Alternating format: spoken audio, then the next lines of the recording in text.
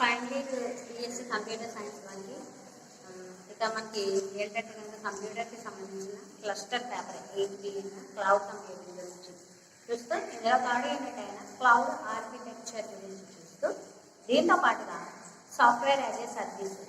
ఓకేనండి, అంటే cloud deployment model అన్నమాట. ఇది క్లౌడ్కి సంబంధించి ఒక model software as a service అని చెప్పేసి మనం ఫస్ట్ ప్రీవియస్ క్లాస్లో చెప్పుకున్నాము.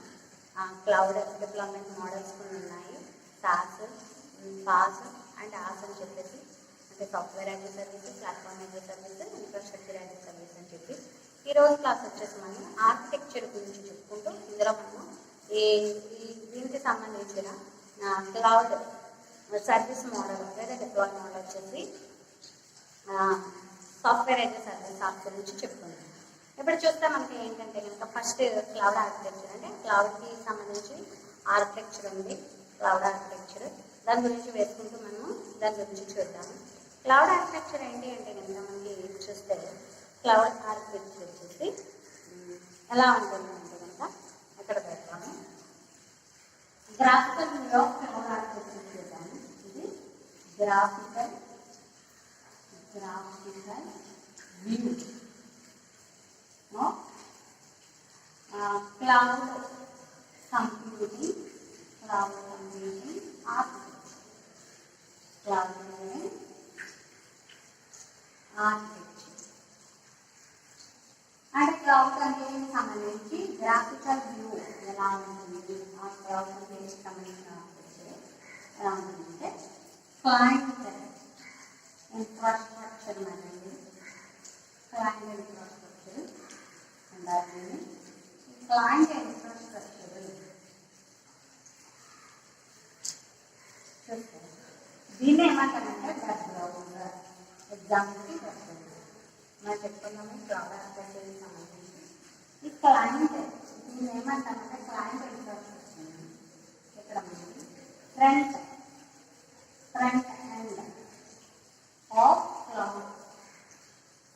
క్లౌడ్ ఆర్కిటెక్చర్ మనం చూస్తే కనుక 2 పార్ట్స్ కింద తీసుకోవచ్చు మనకి క్లౌడ్ ఆర్కిటెక్చర్. అదేంటంటే కనుక front end, back end. Front end, back end. Cloud infrastructure చూస్తే కనుక ఇక్కడ మనకి క్లౌడ్ కంప్యూటింగ్ ఆర్కిటెక్చర్ చూస్తే కనుక 2 విధాలుగా చెప్పుకోవచ్చు ఏంటంటే అదేంటంటే ఫ్రంట్ ఎండ్, బ్యాక్ ఎండ్. ఈ ఫ్రంట్ ఎండ్ అంటే ఏంటంటే క్లయింట్ ఇన్ఫర్మేషన్ ఏదైతే ఉందో దీన్ని front end of the cloud అంటారు. ఓకేనండి, ఇక చూస్తే ఇది ఫ్రంట్ ఎండ్. తర్వాత ఏంటంటే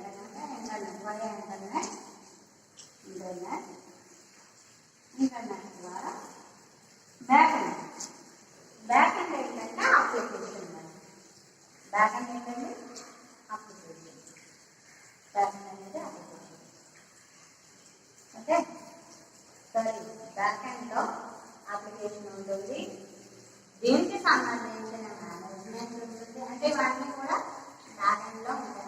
మేనేజ్మెంట్ ఉంటుంది, దీనికి సంబంధించిన సర్వీస్ ఉంటుంది, క్లౌడ్ రన్ టైం ఉంటుంది, దీనికి సంబంధించిన స్టోరేజ్ ఉంటుంది, ఇన్ఫ్రాస్ట్రక్చర్ ఉంటుంది, సెక్యూరిటీ ఉంటుంది. ఇదంతా కూడా ఏంటంటే కనుక ఇదంతా బ్యాక్ ఎండ్ ఉంటుంది.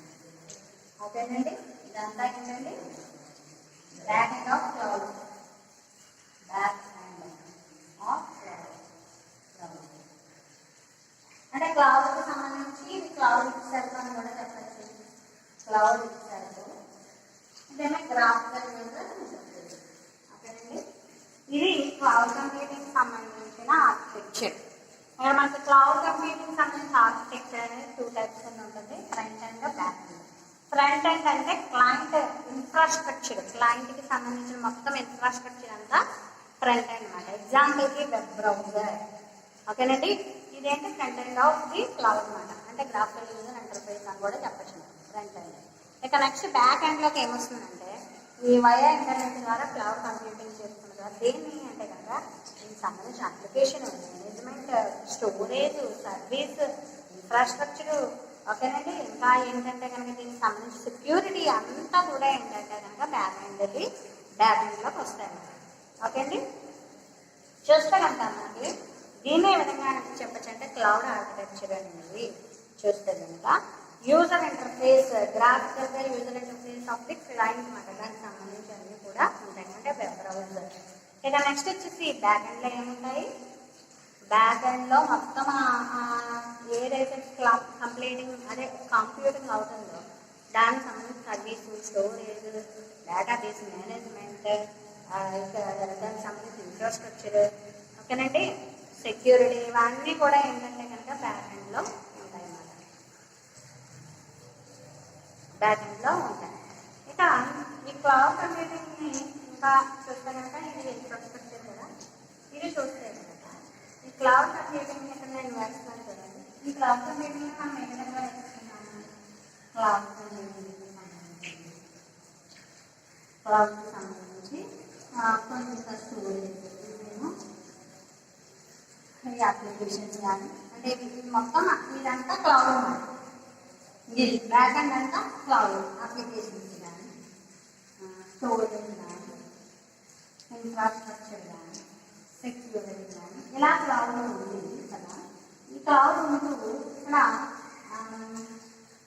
ఈ క్లౌడ్ కంప్యూటింగ్ కొంచెం మంది ఏంటంటే సిస్టమ్స్ రూపంలో కానీ లేదా కొన్ని మొబైల్స్ రూపంలో కానీ, మొబైల్ రూపంలో కంప్యూట్ చేయడం కానీ, సిస్టమ్ ద్వారా కంప్యూట్ చేయడం కానీ, ల్యాప్టాప్స్ రూపంలో కంప్యూట్ చేయడం కానీ, ఇలా వివిధ రకాల గ్యాడ్జెట్స్ రూపంలో మనకి ల్యాప్టాప్స్ కానీ ట్యాబ్స్ రూపంలో కానీ ఇలా మనము క్లౌడ్ ఏం చేస్తున్నాము, కంప్యూట్ చేసుకుంటున్నాము. ఓకేనండి. ఇదే కదా మనం చెప్పుకున్నాం క్లౌడ్ కంప్యూటింగ్ అంటే వివిధ రకాల సర్వీసెస్ అక్కడ డిఫరెంట్ టైప్స్ ఆఫ్ క్లయింట్స్ రూపంలో ఈ సర్వీస్ని పొందడం జరుగుతుంది. ఈ సర్వీస్ ఎంత మనం ఉపయోగించుకుంటామో దానికి తగ్గట్టుగా పే చేయడం జరుగుతుంది అని చెప్పుకుంటున్నాం కదా. ఇక్కడ చూస్తే కనుక ఇలా ఉన్న క్లౌడ్ కంప్యూటింగ్లో ఇక్కడ చూస్తే కనుక ఏదైతే కంప్యూట్ జరుగుతుందో సర్వీసెస్ కానీ, స్టోరేజ్ కానీ, లేదా సెక్యూరిటీ కానీ, ఇన్ఫ్రాస్ట్రక్చర్ కానీ, అప్లికేషన్ కానీ, ఇదంతా కూడా బ్యాక్ ఎండ్ అంటాం ఆర్కిటెక్చర్లో క్లౌడ్ ఆర్కిటెక్చర్లో బ్యాక్ ఎండ్ కింద చెప్పుకోవడం జరుగుతుంది. ఇక ఫ్రంట్ ఎండ్ కింద ఏం చెప్పుకుంటామంటే కనుక ఫ్రంట్ ఎండ్ కింద ఇవంతా కూడా ఏ విధంగా కంప్యూట్ జరుగుతున్నాయి వయా ఇంటర్నెట్ కదా, అది ఒక వెబ్ బ్రౌజర్ రూపంలోనో ఏదో ఒక రూపంలో. కాబట్టి ఫ్రంట్ ఎండ్ ఏంటంటే కనుక బెస్ట్ ఎగ్జాంపుల్ వెబ్ బ్రౌజర్ అన్నమాట. దీన్నే ఏ విధంగా చెప్తామంటే కనుక ఫ్రంట్ ఎండ్ అనేది refers to the client part of cloud computing. Front ఎండ్లో ఏముంటుంది, క్లయింట్ ఇన్ఫ్రాస్ట్రక్చర్ అని రాసుకున్నాం అనుకున్నాం.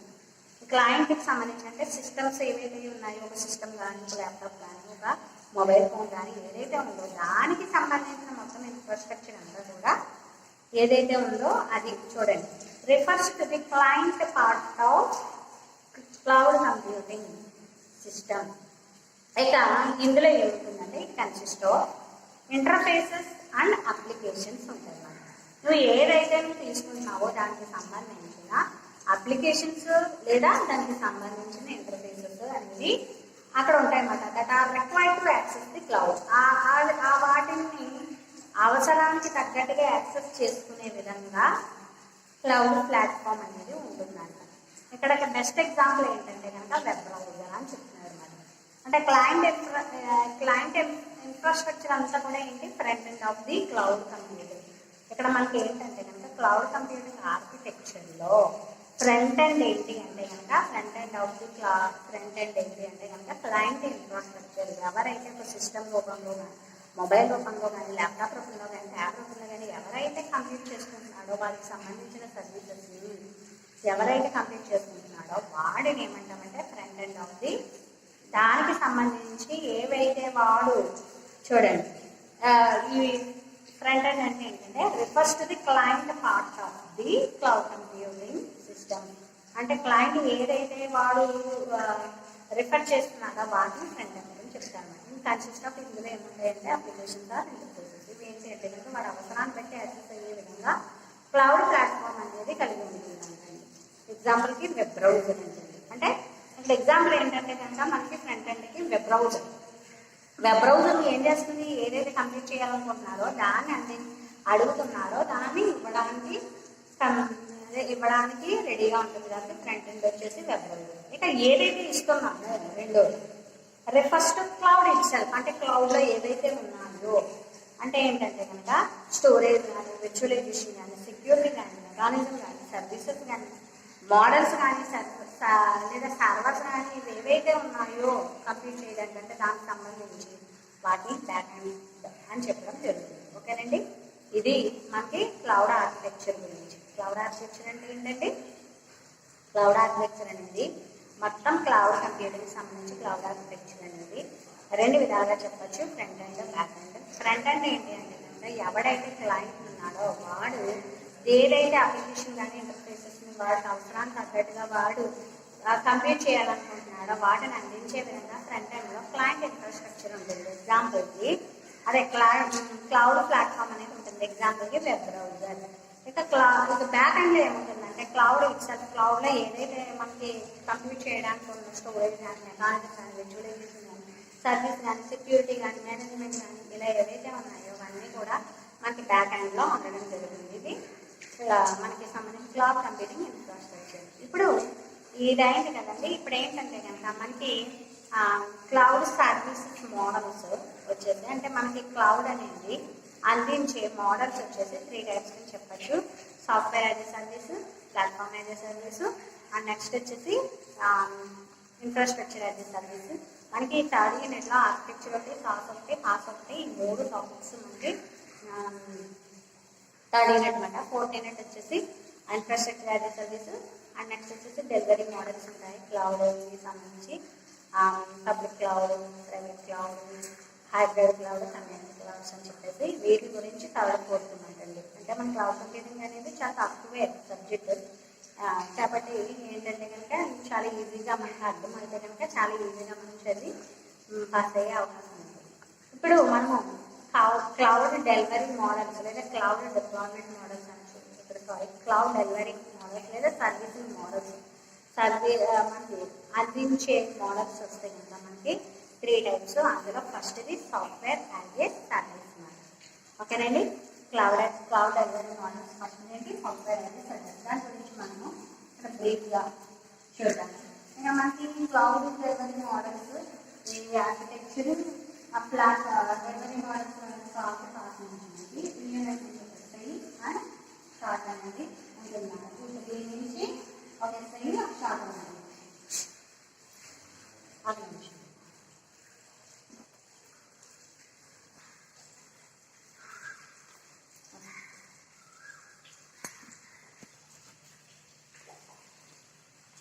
సాఫ్ట్వేర్ యాజ్ ఏ సర్వీస్ గురించి దీంట్లోనే చూసేద్దాం. ఇప్పుడు సాఫ్ట్వేర్ యాజ్ ఏ సర్వీస్ అంటే ఏంటంటే కనుక ఈ సాఫ్ట్వేర్ యాజ్ ఏ సర్వీస్ అంటే ఏంటంటే చూద్దాం. క్లౌడ్ డెలివరీ మోడల్స్లో మనకి అంటే క్లౌడ్ డెలివరీ మోడల్స్ మనకి ఏ విధంగా ఉంటుంది,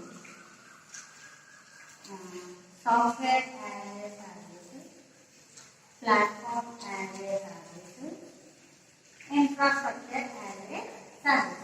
ఇలా మనకి క్లౌడ్ కంప్యూటింగ్ సంబంధించి క్లౌడ్ డెలివరీ మోడల్స్ అంటే సర్వీస్ మోడల్స్ 3 టైప్స్ ఉంటాయి. ఇది చూస్తే కనుక ఇందులో ఇదేమో software as a service, software as a service, software as a service, platform as a service, platform as a service, infrastructure as a service. ఇలా మనకి క్లౌడ్ కంప్యూటింగ్ సంబంధించి క్లౌడ్ డెలివరీ మోడల్స్ మనకి 3 టైప్స్ కింద ఉంటాయి అన్నమాట. Platform as a service, software as a service, infrastructure as a service. ఇప్పుడు మనము software as ఏ సర్వీస్ని మనము ఈ క్లాస్లో ఉన్నాము. సాఫ్ట్వేర్ యాజ్ ఏ సర్వీస్ని చూద్దాం. సాఫ్ట్వేర్ యాజ్ ఏ సర్వీస్ అంటే ఏంటంటే ఇంకా దీనే మనం software as a service. Software as a service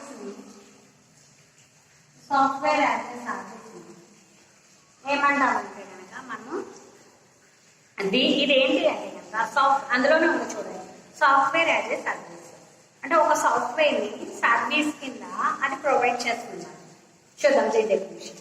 sauce అంటే software as a service is a software distribution model. చూడండి, సాఫ్ట్వేర్ డిస్ట్రిబ్యూషన్ మోడల్ అన్నమాట. In which application hosted by A vendor or service provider. అంటే ఇక్కడ software as ఏ సర్వీస్లో ఇక్కడ ఒక సాఫ్ట్వేర్ని distribute చేసే మోడల్ అన్నమాట ఇది. ఇక ఇది ఏ విధంగా ఈ సాఫ్ట్వేర్ ఇస్తుందంటే ఒక అప్లికేషన్ రూపంలో హోస్టెడ్ బై ఏ వెండర్కి లేదా సర్వీస్ ప్రొవైడర్ ద్వారాని సాఫ్ట్వేర్ని డిస్ట్రిబ్యూట్ చేసే మోడల్ ఉందండి software as a service. Software as a service అంటే ఏంటంటే కనుక ఏంటండి, ఒక వెండర్ రూపంలో కానీ లేదా సర్వీస్ ప్రొవైడర్ కానీ ద్వారా కానీ అప్లికేషన్స్ రూపంలో ఒక సాఫ్ట్వేర్ని డిస్ట్రిబ్యూట్ చేసే మోడల్ వచ్చేసి సాఫ్ట్వేర్ యాజ్ ఏ సర్వీస్. ఇక ఇవేంటి అంటే కనుక and made available to customers over a network ద్వారా మనకి కస్టమర్కి అవైలబుల్గా ఉంటాయి.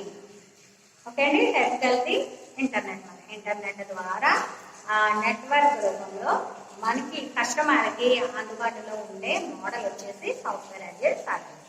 ఓకే అండి, అర్థమైంది కదండి. సాఫ్ట్వేర్ యాజ్ ఏ సర్వీస్ అంటే ఏంటి, ఒక సాఫ్ట్వేర్ని ఒక అప్లికేషన్ రూపంలో ఒక వెండర్ ద్వారా కానీ లేదా ఒక సర్వీస్ ప్రొవైడర్ ఎవరైతే ఉన్నారో క్లౌడ్ సర్వీస్ ప్రొవైడర్ రూపంలో కానీ అందించే నెట్వర్క్ ద్వారా ఇంటర్నెట్ ద్వారా అందించే ఆ సర్వీస్ని ఏమంటామంటే కనుక సాఫ్ట్వేర్ యాజ్ ఏ సర్వీస్ అంటాం. ఇక సాఫ్ట్వేర్ అంటే సాఫ్ట్వేర్ యాజ్ ఏ సర్వీస్కి సంబంధించి సాఫ్ట్వేర్ యాజ్ ఏ సర్వీస్కి సంబంధించి ఇక్కడ మనము డయాగ్రామ్ రూపంలో చెప్తున్నాం. ఇది ఇదంతా కూడా ఏంటంటే క్లౌడ్ ప్రొవైడర్ అంటే వెండర్. క్లౌడ్ ప్రొవైడర్నే వెండర్ అంటే ఈ క్లౌడ్ ప్రొవైడర్ ఏం చేస్తున్నాడు అంటే వెర్చువల్ రిసోర్సెస్ ద్వారా ఒక సాఫ్ట్వేర్ని ఓకేనండి, ఇక్కడ సాఫ్ట్వేర్ అంటే అప్లికేషన్స్ అన్నమాట. ఈ సాఫ్ట్వేర్ యూజర్ అనేవాళ్ళు అదే క్లయింట్ క్లౌడ్ క్లయింట్ ఈ సాఫ్ట్వేర్ని అందించడం జరుగుతుంది.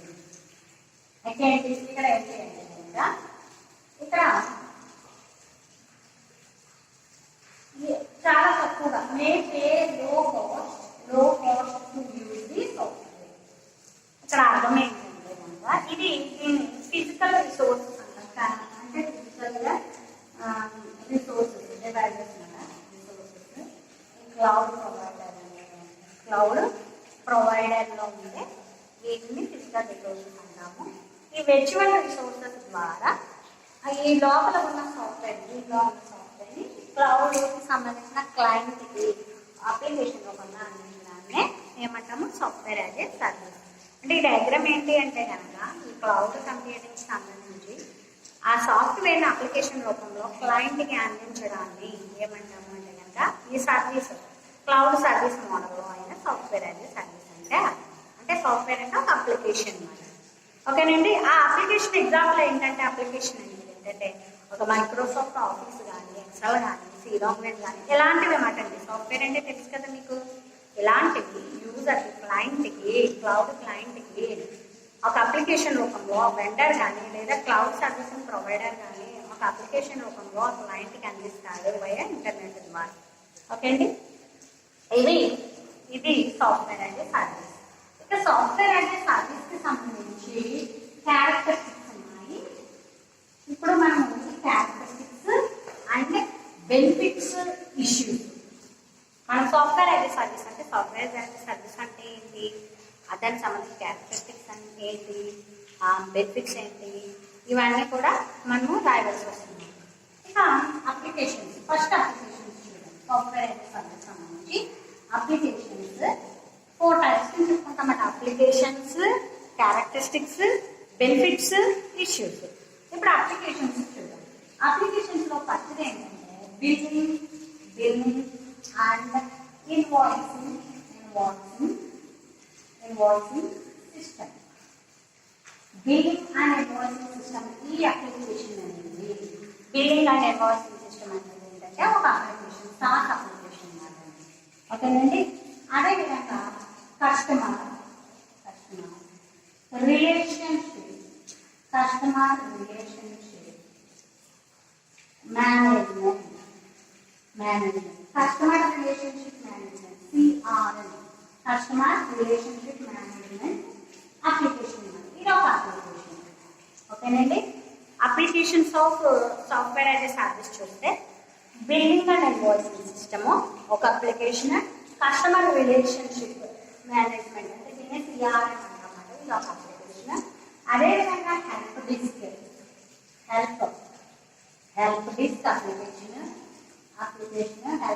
Application and next human resource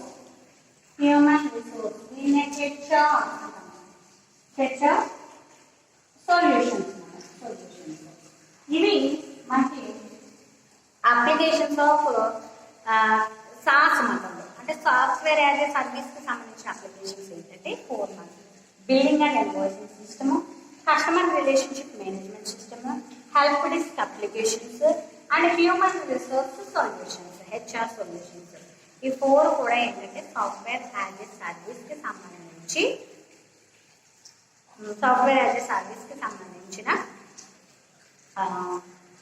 applications మాట. ఓకేనండి. 4. ఇక నెక్స్ట్ వచ్చేసి ఏంటంటే కనుక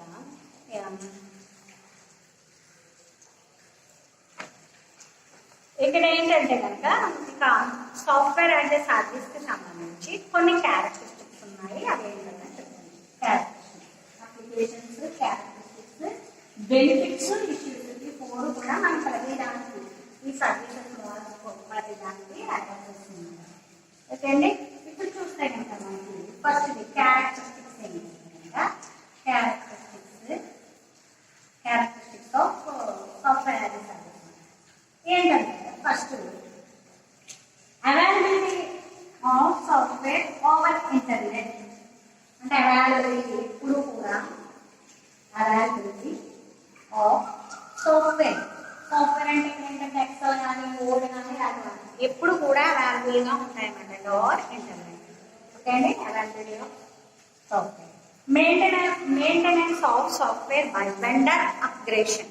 రెండోది మెయింటెనెన్స్ ఆఫ్ సాఫ్ట్వేర్. ఆ సాఫ్ట్వేర్ ఎప్పుడు కూడా అవైలబుల్గా ఉంటుంది, ఫస్ట్ క్యారెక్టరిస్టిక్. రెండో క్యారెక్టరిస్టిక్ ఏంటంటే maintenance of software by vendor upgradation. ఎప్పుడు కూడా దాన్ని ఎప్పుడు కూడా ఆ వెండర్ అనేవాడు సాఫ్ట్వేర్ ని మెయింటైన్ చేస్తూ ఉంటారు. అప్గ్రేషన్ అంటే నెక్స్ట్ యొక్క ఏమంటారు, ఇప్పుడు ఎంఎస్ ఎక్సెల్ ఉందనుకోండి వెర్షన్, ఆ వెర్షన్ తగ్గట్టుగా ఎప్పుడే అప్గ్రేడ్ చేస్తూ ఉంటాడు. ఇక subscription or usage based license. ఆ లైసెన్స్ సాఫ్ట్వేర్ లైసెన్స్ ఉంటుంది కదా, ఆ లైసెన్స్ బట్టి ఎప్పుడు కూడా సబ్స్క్రిప్షన్ ఉపయోగించడం కానీ దానికి సబ్స్క్రిప్షన్ చేయడం కానీ ఇలాంటివన్నీ కూడా ఉంటాయి. అంటే ఒక సాఫ్ట్వేర్ కి సంబంధించిన క్యారెక్టరిస్టిక్స్ మాట ఏంటంటే ఎప్పుడు అవైలబుల్గా ఉంటుందో సాఫ్ట్వేర్ అనేవాడు ఇంటర్నెట్ ద్వారా ఆ నెక్స్ట్ మెయింటైన్ చేస్తూ ఉంటాడు. ఆ వెండర్ దాన్ని అప్గ్రేడ్ చేస్తూ ఉంటూ సబ్స్క్రిప్షన్ యూసేజ్ అంటే ఉపయోగించేదాన్ని దాన్ని లైసెన్స్ తగ్గట్టుగా ఉపయోగించే విధంగా. అదేవిధంగా కాస్ట్ ఎఫెక్టివ్ అంటే ఏంటంటే నువ్వు ఎంతైతే ఉపయోగిస్తున్నావో దానికి తగ్గట్టుగా పేపర్ యూజ్ నువ్వు ఎంతైతే ఉపయోగిస్తున్నావో దానికి తగ్గట్టుగా పే చేసే విధంగా. అదేవిధంగా ఆన్ డిమాండ్ అవైలబిలిటీ అంటే ఏంటంటే ఎప్పుడు ఏ టైం అయినా ఎక్కడైనా ఉపయోగపడే విధంగా. Next easy scalable per need అంటే ఎప్పుడు కూడా మన అవసరానికి తగ్గట్టుగా అది అందించే విధంగా, ఈజీ స్కేలబుల్ అందించే విధంగా ఉంటుంది. ఇక next works on shared model అంటే ఏంటంటే కనుక సాఫ్ట్వేర్ అనేది క్లయింట్ 1, క్లయింట్ 2, క్లయింట్ 3కి షేర్ చేసుకునే విధంగా కూడా ఈ క్యారెక్టరిస్టిక్స్ ఉన్నాయి. అదేవిధంగా ఆటోమేటిక్ అప్గ్రేషన్ ఆఫ్ సాఫ్ట్వేర్ ని ఎప్పటికప్పుడు అప్గ్రేడ్ చేసే విధంగా. అంటే client will always gets to work on the latest version of the software. అంటే మనకి లేటెస్ట్ వెర్షన్ రూపంలో సాఫ్ట్వేర్ అందించే విధంగా సాఫ్ట్వేర్ యాజ్ ఏ సర్వీస్ అనేది ఉంటుందన్నమాట. క్యారెక్టరిస్టిక్స్ చూడడానికి ఒకసారి చేస్తున్నాను. Availability of software over internet. ఇక రెండోది maintenance by software by vendor upgradation అంటే ఆ వెండర్ వాడు సాఫ్ట్వేర్ సాఫ్ట్వేర్ని ఎప్పుడు కూడా అప్గ్రేడ్ చేస్తూ ఉండి మెయింటైన్ చేస్తూ ఉంటాడు. Subscription or usage based license, software license, cost effective, okay అండి, on demand availability, easy scalable as per need, okay, works on shared model. ఇక next automatic upgration of software. ఇవన్నీ కూడా ఏంటంటే క్యారెక్టరిస్టిక్స్, ఓకే అండి. ఇది software as a service సంబంధించిన characteristics. ఇప్పుడు అదేవిధంగా సాఫ్ట్వేర్ యాజ్ ఎ సర్వీస్కి సంబంధించి బెనిఫిట్స్ చూద్దాం. బెనిఫిట్స్ ఏంటి అంటే కనుక బెనిఫిట్స్ ఇష్యూస్. బెనిఫిట్స్ ఏంటి అంటే కనుక బెనిఫిట్స్ ఏంటంటే ఈజియర్ అడ్మినిస్ట్రేషన్ అంటే ఈజియర్ అడ్మినిస్ట్రేషన్ అనేది జరుగుతుంది. అంటే దానికి సంబంధించి మొత్తం దానికి సంబంధించిన ఆర్కిటెక్చర్గా ఉంటుంది. Automatic upgrades and patch management, ఆటోమేటిక్గా అప్డేట్ చేసే విధంగా దానికి సంబంధించిన ప్యాచ్ మేనేజ్మెంట్ అంతా కూడా ఉంటుంది, ఓకే అండి. ఈజియర్ అడ్మినిస్ట్రేషన్ ఉంటుంది, benefits, automatic upgrade and patch management ఉంటుంది. Next third compatibility, all users will have the same version of software. అంటే ఎవరైతే ఉపయోగించుకుంటున్నారో వాళ్ళందరూ కూడా ఒకే సాఫ్ట్వేర్ వెర్షన్ని ఉపయోగించుకునే విధంగా కంపాటబిలిటీగా ఉంటుందన్నమాట, ఓకే అండి. ఇక next easier collaboration for the same reason, ఇవి బెనిఫిట్స్ మాట. Easier administration, automatic upgrades, compatibility, easier collaboration for the same reason, okay reason మీద కొలాబరేట్ చేసుకునే విధంగా ఈజీగా ఉంటుంది అన్నమాట. ఇవి బెనిఫిట్స్. ఇక నెక్స్ట్ వచ్చేసి ఏంటంటే కనుక ఇష్యూస్ ఉన్నాయి. సాఫ్ట్వేర్ అనే సర్వీస్ సంబంధించి కొన్ని ఇష్యూస్ ఉన్నాయి. అవేంటంటే బ్రౌజర్ బేస్డ్ రిస్క్ సంబంధించి కొన్ని బ్రౌజర్ బేస్డ్ రిస్క్ ఉన్నాయి. నెట్వర్క్ డిపెండెన్స్, నెట్వర్క్ మీద డిపెండ్ అవుతూ ఉంటుంది. Next lack of portability